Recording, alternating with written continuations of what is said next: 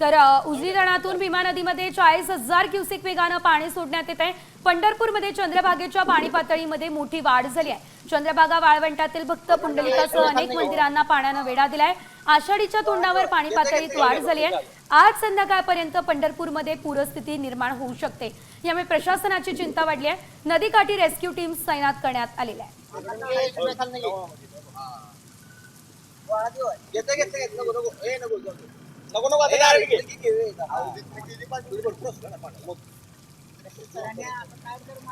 चंद्रभागा नदीकाठावरून या संदर्भात आढावा घेतला आमचे प्रतिनिधी भारत नागणे यांनी।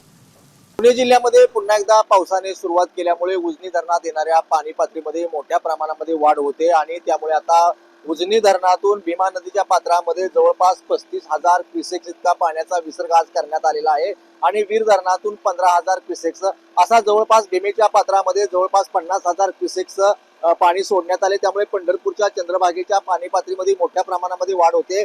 आता आपण बघतो की चंद्रभागेच्या पाणी पातळीमध्ये जवळपास 25,000 क्युसेक्स इतक्या प्रवाहाने पंढरपूरची चंद्रभागा वाहते। सर्व चंद्रभागेच्या पात्रातील सर्व जे मंदिर आहेत ते मंदिरे देखील आता पाण्याखाली गेलेली आहेत। घाटाला पाणी लागलेलं आहे आणि आषाढी यात्रेच्या निमित्ताने पूर नियंत्रण करण्यासाठी प्रशासन खरं तर गेल्या अनेक दिवसापासून प्रयत्न करतंय।